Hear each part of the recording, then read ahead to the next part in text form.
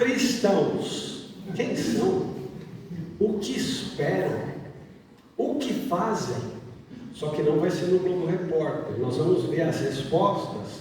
E aí eu convido você a abrir na carta que João escreveu, primeira carta de João, no capítulo 3, para a gente poder responder a essas perguntas feitas. O que a palavra de Deus nos ensina a respeito de quem nós somos, o que nós esperamos e o que nós como cristãos fazemos. Se você quiser escolher no aplicativo, a gente usa a Nova Almeida atualizada, a NAA. Se você tem uma outra versão em papel, quiser acompanhar a nossa, ela está no projetor.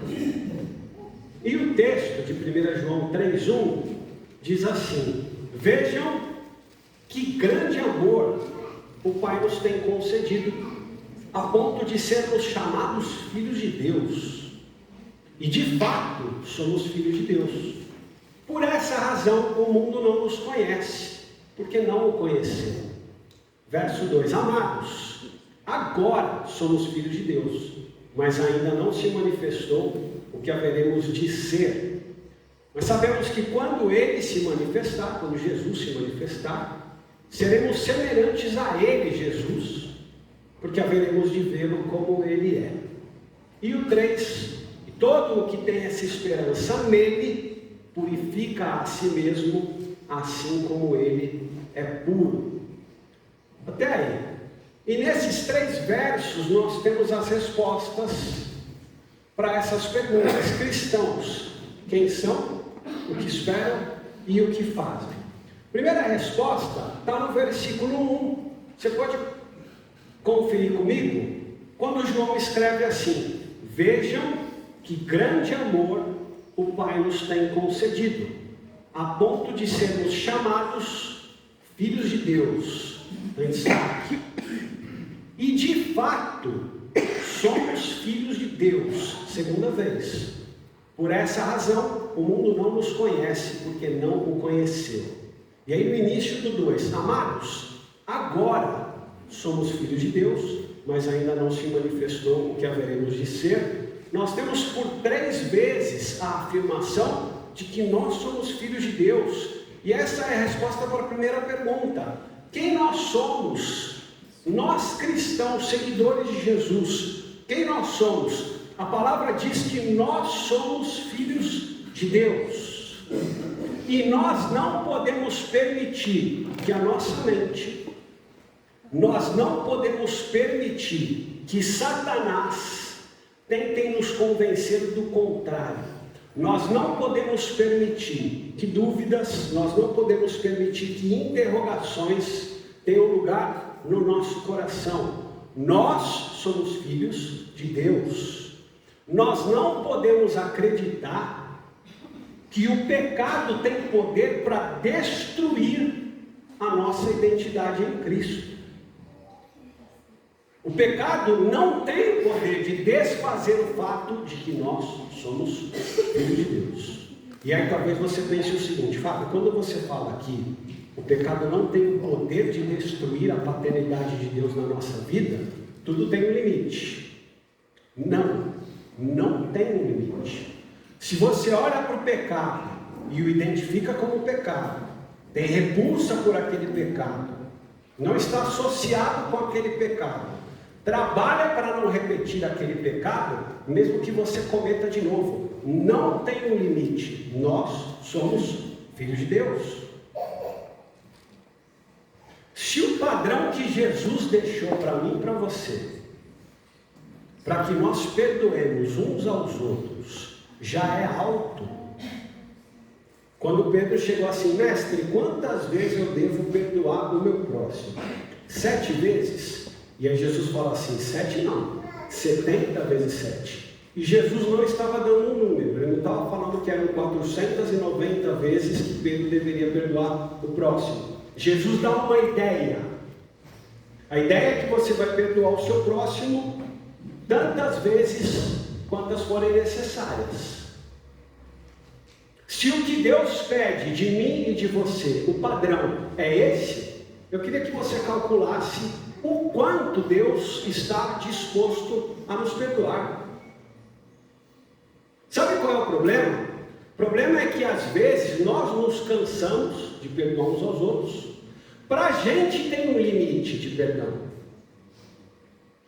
Aí sabe o que a gente faz? A gente projeta em Deus algo que é nosso. Nós somos filhos de Deus. E eu vou reafirmar que o pecado não tem poder para desfazer a nossa identidade em Cristo. Nós somos filhos de Deus. O problema, sabe qual é? É que a gente diminui a graça.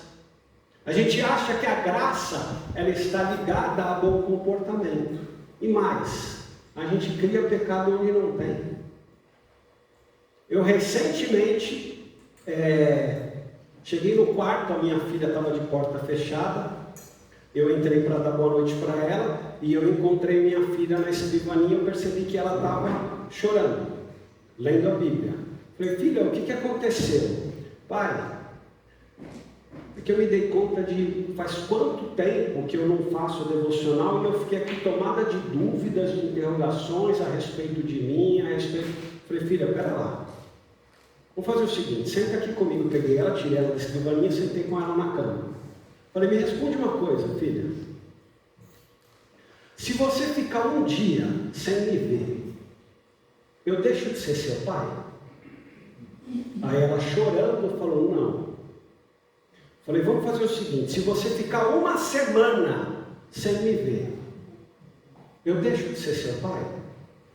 Aí ela já percebeu onde eu ia chegar. O rostinho dela já estava melhor. Ela falou, não. Eu falei, vamos considerar o seguinte, filha. Se você ficar um mês sem me ver, eu deixo de ser seu pai? Aí ela já estava bem e falou, não, pai, deixa. Então tá bom, filha, se apronta aí, deita que o papai vem aqui te dar boa noite quando você estiver pronto. Deus, Ele é tão pai de você quanto eu sou. Ele é tanto seu pai quanto eu. Então você não permita nunca que essas dúvidas, que essas interrogações tenham um lugar e um espaço no seu coração. A palavra nos ensina que nós somos filhos de Deus. E mais, eu quero ler com você 2 versículos, você não precisa abrir porque eu vou colocá-los na projeção. O primeiro deles é Romanos. Paulo diz assim, o próprio Espírito confirma ao nosso Espírito que nós somos o quê? Filhos de Deus. E mais, vamos para Pedro. Pedro escreve o seguinte, vocês foram regenerados não de uma semente corruptível que se estraga. Vocês foram gerados de uma semente incorruptível, mediante a palavra de Deus, a qual vive e é permanente. E a ideia de semente aqui, a gente às vezes pode fazer uma associação com fruta. A semente é quando um homem e uma mulher tem a semente do homem e a semente da mulher se juntam e geram um novo ser. Nós somos gerados de uma semente incorruptível que não se estraga.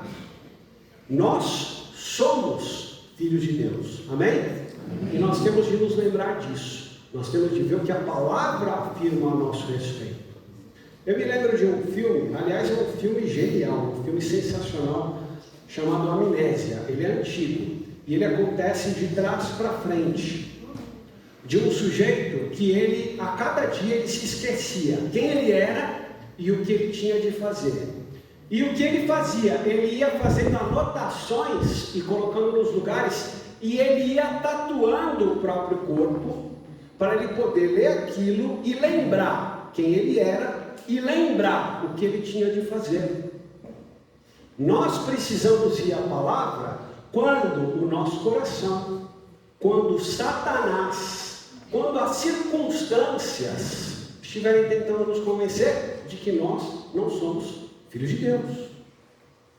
A gente tem que ver lá o que está escrito. Está escrito que nós somos filhos de Deus. E o pecado não tem poder para desfazer essa paternidade. E nós precisamos ser lembrados, não quando a nossa trajetória espiritual vai bem, obrigado, e a gente não tem dúvidas, a gente está muito convicto. Nós precisamos ser lembrados quando nós estamos mal por um versículo, nós precisamos ser lembrados quando nós estamos mal por uma pregação, nós precisamos ser lembrados quando nós estamos mal pela palavra de um irmão da igreja, para que nós possamos nos lembrar quem nós somos e o que nós temos de fazer. Por isso que eu queria deixar com você, para encerrar esse primeiro ponto, essa frase aí: somos filhos de Deus, mesmo quando os argumentos para nos convencer do contrário parecerem bastante sólidos, porque eles vão parecer, mas eles não vão ser. Amém? Primeira pergunta: quem nós somos? Nós somos filhos de Deus, é isso que a palavra nos ensina. Vamos para o verso 2, volta aí para a sua Bíblia, nós estamos em 1 João capítulo 3, o verso 2 diz o seguinte: amados, agora somos filhos de Deus. Poderia ter um já ali, amados, já agora somos filhos de Deus, mas ainda não se manifestou o que haveremos de ser. Mas sabemos que quando Ele se manifestar, quando Jesus se manifestar, seremos semelhantes a Ele, Jesus, porque haveremos de vê-lo como Ele é. E como você pode perceber, eu dei destaque ali em amarelo para aquilo que nós estamos esperando. O que os cristãos esperam? Nós esperamos a manifestação de duas coisas. Nós esperamos a manifestação de Jesus e nós esperamos a manifestação da nossa semelhança com Jesus. Por isso que João escreveu: quando Ele se manifestar, nós estamos esperando isso, seremos semelhantes a Ele. Nós estamos esperando a manifestação da nossa semelhança. Então esse é o segundo ponto. Gente, a respeito da manifestação de Jesus, de que Jesus vai se manifestar, de que Jesus voltará, olha só, a palavra falava a respeito da vinda de Jesus, que Jesus viria, que Jesus ensinaria, que Jesus administraria justiça, que Jesus morreria, que Jesus ressuscitaria e que Jesus voltaria para o Pai. Sabe o que aconteceu? Ele veio, Ele ensinou, Ele administrou justiça, Ele morreu, Ele ressuscitou e Ele voltou para o Pai. Então, quando nós lemos na palavra que Jesus vai voltar para buscar os seus, você pode ficar em paz, você pode ficar tranquilo, porque essa promessa, como todas as outras, ela vai se cumprir. Amém? Então nós aguardamos a manifestação de Jesus, isso vai acontecer, e nós aguardamos a nossa semelhança em relação a Jesus. É isso que nós queremos. E sabe como que isso vai acontecer? O mesmo Espírito que estava sobre Jesus está sobre nós.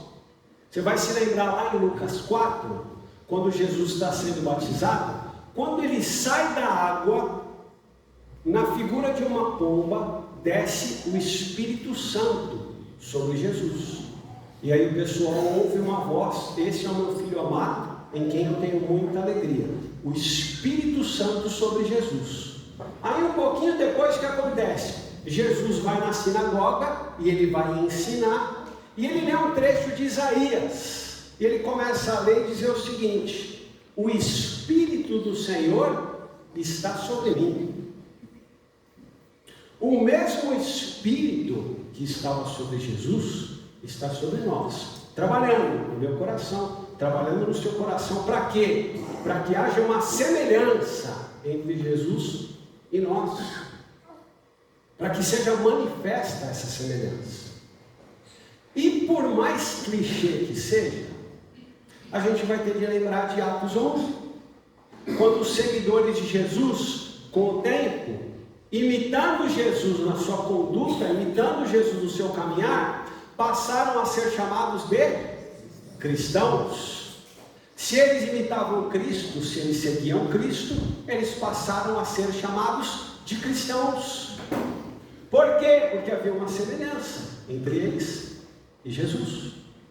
A gente vai ter de lembrar, e aí eu vou deixar com você a referência bíblica aqui, de Romanos. Olha só o que Paulo escreve aos Romanos: aqueles que Deus de antemão conheceu, Ele também predestinou para quê? para serem conformes à imagem do seu filho, a fim de que ele seja o primogênito entre muitos irmãos. Jesus é o primeiro de vários, todos parecidos, todos semelhantes. Quem aqui é parecido com o irmão? Levanta a mão. Tem algumas pessoas que são parecidas com o irmão. Eu sou muito diferente.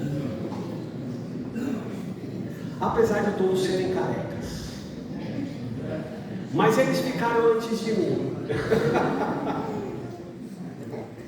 Às vezes, irmãos são parecidos. Nesse caso, sempre. Jesus, como Filho unigênito de Deus, e os demais irmãos semelhantes. Eu me lembro que em 2015, eu estava concorrendo para assumir como pastor a igreja onde eu e a Gisela passamos a nossa infância, adolescência e juventude, a Igreja Batista em Perdizes, lá em São Paulo. E eu me lembro de ter falado para a Gisela, falei: Gi, se acontecer de eu me tornar pastor dessa igreja, eu vou ter que imediatamente conversar com ele e dizer: olha, a pessoa que vocês conheceram 20 anos atrás, ela não existe mais. E não porque eu tenha sido um adolescente ou um jovem que tenha dado problema, pelo contrário, eu sempre fui muito responsável na igreja com as coisas da igreja, mas eu era outra pessoa. E eu era outra pessoa por quê? Porque o Espírito de Cristo foi trabalhando em mim no decorrer dos anos. Hoje eu tenho 46, eu espero que com 56, 66, 76, 86, que o Espírito de Cristo vá trabalhando na minha vida, de forma que eu seja cada vez mais parecido com o Senhor Jesus. Eu não quero só que os efeitos de transformação na minha vida sejam movidos e motivados por elementos que vão acontecer com todo mundo, até quem não conhece Jesus. Efeitos da idade, efeitos da maturidade para aqueles que costumam aprender com os próprios erros e com os erros dos outros. Eu não quero que seja só isso, o tipo de mover que age na vida de quem não conhece a Cristo. Eu quero ser transformado à luz do mover do Espírito de Deus na minha vida, para que eu me torne cada vez mais semelhante ao Senhor Jesus Cristo. Esse é o meu desejo. Para que quando alguém me olhar lá na frente, veja semelhança e pense o seguinte: é parecido. Esses irmãos são parecidos. O Senhor Jesus, o primogênito entre muitos irmãos. O Fábio também é parecido com ele. Eu me lembro de ter assistido no Netflix um documentário chamado, acho que 3 estranhos idênticos ou 3 desconhecidos idênticos. Alguém assistiu esse documentário? Levanta a mão. Só eu, pelo amor de Deus.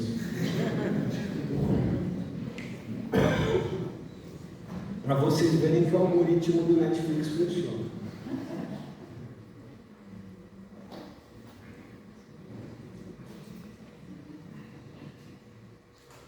A história é a seguinte: trigêmeos foram deixados em um orfanato. A mãe não os queria. E eles foram separados. Quando eles foram adotados, evidentemente que nem eles que eram bebês, mas nem as famílias sabiam que era um caso de trigêmeos. E eles foram, 2 deles, descobrir isso na escola. Eles foram para a mesma escola e eles se encontraram lá. Aí a notícia foi para o jornal e o terceiro gêmeo viu a notícia no jornal e falou: meu Deus, o que está acontecendo aqui? Que ele viu no jornal 2 caras iguais a ele e virou um caso famoso lá nos Estados Unidos na década de 80. E apesar de não haver teste DNA na década de 80, você não precisava. Por quê? Porque havia ali uma semelhança incontestável. Não tem como você contestar. Eles sabiam que eles eram irmãos. Por quê? Porque a semelhança era incontestável. Nós estamos esperando o quê? Quais as nossas esperanças? A manifestação de Jesus e a manifestação da nossa semelhança com o Senhor Jesus. Porque o Espírito que estava sobre o Senhor Jesus é o Espírito que está sobre nós hoje. Nós esperamos uma semelhança incontestável. E eu sou o tipo de pessoa que na vida, e no que diz respeito à cultura, eu sou um grande incentivador de que as pessoas encontrem as suas inclinações, as suas preferências, os seus gostos, no que diz respeito à cultura. O esporte que você vai gostar ou vai deixar de gostar, o time que você vai torcer ou deixar de torcer, tipo de comida que você vai gostar ou não, tipo de roupa que você vai vestir ou não, tipo de música que você vai ouvir ou não.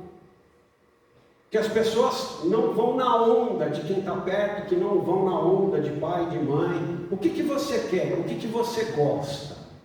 Eu sou um incentivador das subjetividades humanas. Agora, no que diz respeito à essência da existência, eu sou um incentivador de que nós sejamos todos seguidores do Senhor Jesus. Não vai seguir o seu coração, porque vai dar ruim. No que diz respeito à essência da existência, eu sou um incentivador de que as pessoas sigam Jesus e não o seu coração. E eu trabalho para isso. Quem aqui ouve os 100 dias com Jesus? Levanta a mão. Vai bastante gente. Ensinar as pessoas, segue Jesus, escuta Jesus, aprende de Jesus. Porque o que nós queremos é que lá na frente seja revelado o quê? Semelhança entre nós e Jesus. Então, para encerrar esse segundo ponto, eu queria dizer para você o seguinte: seja quem você quiser ser, desde que se pareça com Jesus. Olha para a cultura, olha para os círculos sociais, seja quem você quiser ser, desde que você se pareça com o Senhor Jesus. E aí, recapitulando o ponto 1, quem nós somos? Somos filhos de Deus, a palavra diz. Que nós esperamos a manifestação de Cristo e a manifestação da nossa semelhança com Ele. E o terceiro ponto está no verso 3. Convido você a ler comigo. Olha o que João escreveu. E todo o que tem essa esperança nele, faz o quê? Purifica a si mesmo, assim como ele é puro. Então, a terceira pergunta é essa daí. O que nós, cristãos, fazemos? Nós nos purificamos. É isso que nós fazemos. E para você compreender, para que a gente não tenha aqui um contrassenso teológico, nós não podemos apagar os nossos pecados. Os nossos pecados são apagados, são perdoados pelo Senhor Deus no sacrifício de Jesus na cruz. Ok. Todo mundo sabe. Aí fica a pergunta: o que é purificar a si mesmo, se eu não tenho o poder de apagar os meus pecados? Purificar a si mesmo é você, na sua vida, na sua trajetória espiritual, você tomar boas decisões, em vez de tomar decisões erradas, nocivas, prejudiciais, no que diz respeito à tua espiritualidade. Você está se purificando quando você toma boas decisões para você permanecer no caminho de Cristo. E quando você admite as suas falhas e pede perdão pelas suas falhas, você está se purificando. Porque a gente não pode, preste atenção no que eu vou falar, nós não podemos nos acostumar negativamente com a graça de Jesus. O que eu quero dizer com isso? Você pensa o seguinte: como Deus já me perdoou, e esse perdão não tem fim, eu não preciso ficar lembrando e admitindo e pedindo perdão pelos meus pecados. Você está se acostumando negativamente com a graça, porque nós precisamos sim fazer uma avaliação na nossa vida. Nós precisamos sim admitir quando nós estamos errados. Nós precisamos sim pedir perdão a Deus pelas nossas falhas. Então, voltando ao ponto, como é que nós nos purificamos? E João está falando, todo aquele que tem essa esperança, se purifica. A gente toma boas decisões espirituais, de bons caminhos, e a gente admite as nossas falhas para que nós possamos ser perdoados pelo Senhor. Eu quero dizer para você o seguinte: o caminho da purificação é o único caminho que nós temos. O outro caminho é o caminho da degeneração, é o caminho da degradação, é o caminho da depravação, é o caminho da desgraça. O único caminho que nós temos é o caminho da purificação, e ele não é natural. Ele nunca é natural, ele é sempre um esforço. Se você é um ser humano, o caminho da purificação é sempre um esforço, ele nunca vai ser natural. A força do pecado é que nem a força da gravidade.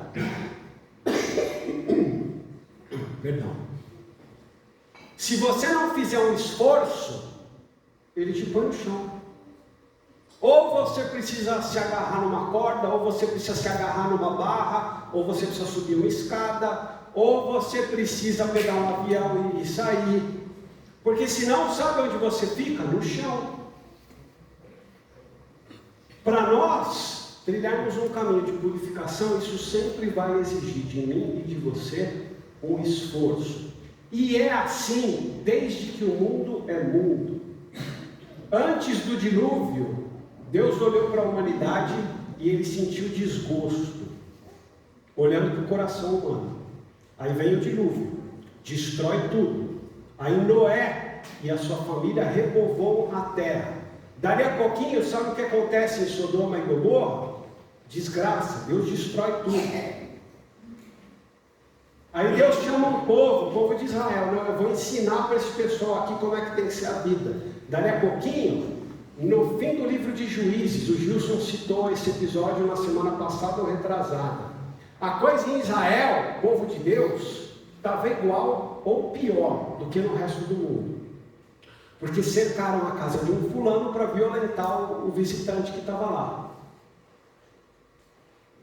E se hoje você abrir uma página de internet, são grandes as chances de você encontrar algum escândalo de algo que aconteceu em alguma igreja, porque alguém fez um negócio que pelo mundo aí os outros não fazem, mas alguém que se diz temente a Deus fez. O caminho da purificação é o único que não vai levar para desgraça, para depravação, para degeneração. Porque o mundo é assim desde sempre e mais. Dilúvio não resolveu. Olha só o que Deus fala logo depois que Noé sai da arca com a sua família. Nunca mais vão amaldiçoar a terra por causa das pessoas. Por quê? Porque os pensamentos do ser humano são maus desde a sua mocidade. Em resumo, dilúvio não resolve. Por quê? Porque o homem é homem. Dilúvio não resolve. Sabe o que resolve? Todo aquele que nele tem essa esperança, purifica a si mesmo, assim como ele é puro. A solução é o ser humano imitando o Senhor Jesus. Essa é a única saída. E honestamente, eu já fiz esse exercício algumas vezes na minha vida e de vez em quando faço. É tentar imaginar onde eu estaria se não fosse a palavra de Deus me instruindo e se não fosse o Espírito de Deus me orientando. Você já fez esse exercício na sua vida? Eu tenho certeza, sem enxergar dentro de você, eu tenho certeza de que se não fosse a palavra, os nossos destinos existenciais seriam os piores possíveis, se não fosse a palavra de Deus e se não fosse o Espírito de Deus nos trazer aonde nós estamos hoje. Quando você pensa na sua família, quando você pensa no seu coração, quando você pensa na sua atuação aqui na igreja, se não fosse a palavra de Deus, se não fosse o Espírito de Deus, nós estaríamos nos piores destinos existenciais possíveis. Graças a Deus que nós não estamos lá, por quê? Porque todo aquele que nele tem essa esperança, purifica a si mesmo. Apaga os pecados? Não. Toma boas decisões, pede perdão pelas falhas. Vamos nos purificando. Para quê? Para que nós nos pareçamos com o Senhor Jesus Cristo. Porque nós queremos ser parecidos com Ele. Sabe o que a gente precisa fazer no processo de purificação? Eu vou contar uma história que eu não sei se ela é verdadeira, mas mesmo não sendo verdadeira, ela é muito legal, então eu vou contar. Não importa se ela é verdadeira, tá certo? Teriam perguntado para o Michelangelo foi um artista do Renascimento, e ele foi o cara que pintou lá a Capela Sistina. E ele tem duas estátuas famosas, que são o Davi de Michelangelo e o Moisés de Michelangelo. E aí teriam perguntado para o Michelangelo como é que ele era capaz de fazer um negócio tão impressionante como aquelas estátuas. Por quê? Porque diferente de você pegar um material que seja modelável, ele fez no mármore. É muito diferente de você pegar lá a massinha. Você brincou de massinha na escola, eu brinquei de massinha. É muito diferente de você pegar o material modelável e você falar, não tá bom, vou fazer isso, vou fazer aquilo. É um trabalho impressionante feito no mármore. E aí teriam perguntado para ele, como é que você conseguiu fazer um negócio tão impressionante? E ele teria respondido, eu tiro do mármore tudo que não é o Davi, e eu só deixo o Davi. Eu tiro do mármore tudo que não é o Moisés, e eu só deixo o Moisés. Se nós queremos pensar como nós podemos trabalhar pela purificação na nossa vida, nós vamos tirando tudo o que não é Cristo e nós vamos deixando só o que é Cristo. O que não é Cristo você tira, o que é Cristo você deixa. É assim que nós vamos fazendo um trabalho de purificação na nossa vida. Então, atende?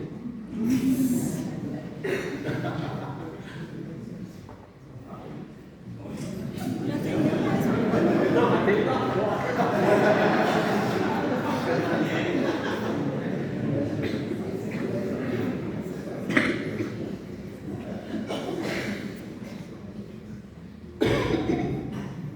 Para encerrar esse ponto, meus irmãos, quem não se esforça para se purificar com vistas ao céu, já está na trilha da degeneração e da degradação que leva ao inferno.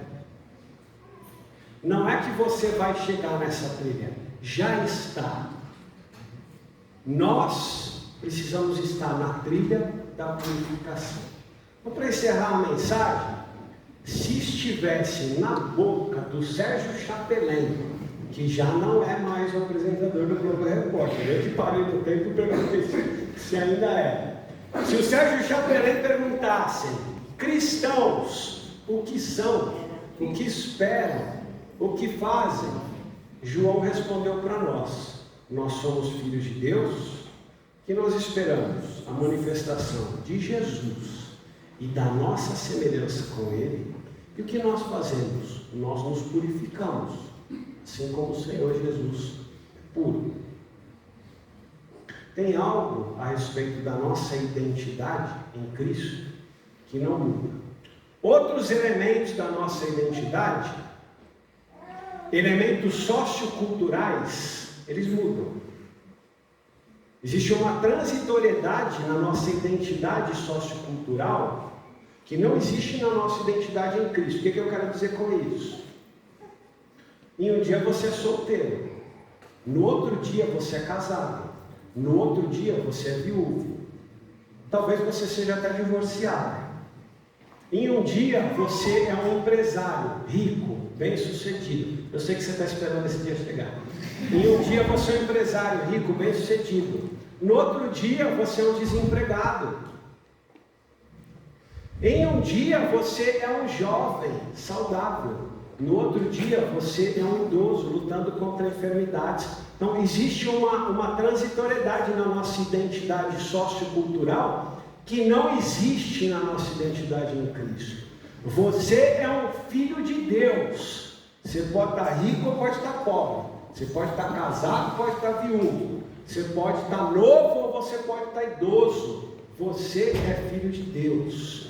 Qual que é o desafio? É nós olharmos e nós na nossa vida darmos prioridade para a nossa identidade em Cristo, em vez de ficar olhando para determinadas coisas do mundo que nos distraem,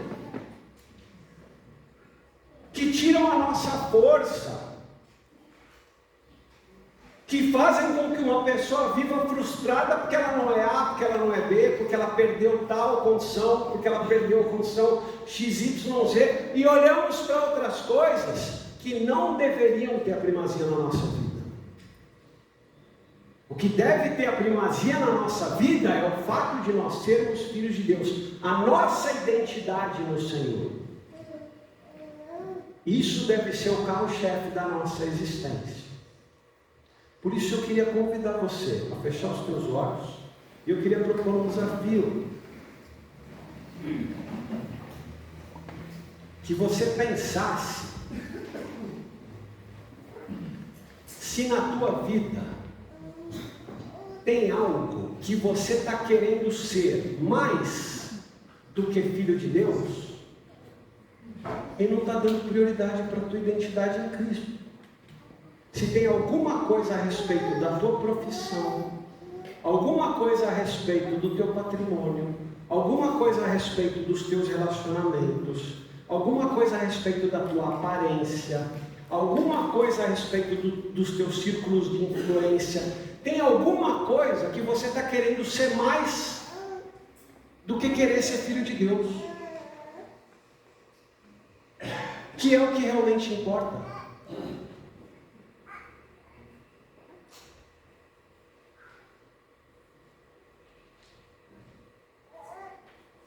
Se você pensou e você conseguiu identificar com clareza, eu estou querendo mais isso aqui do que ser filho de Deus. Se você consegue identificar com clareza, eu vou convidar você a ficar em pé. E nós vamos orar juntos e pedir para que Deus te ajude, você parar de se distrair com coisa que você não tem de se distrair.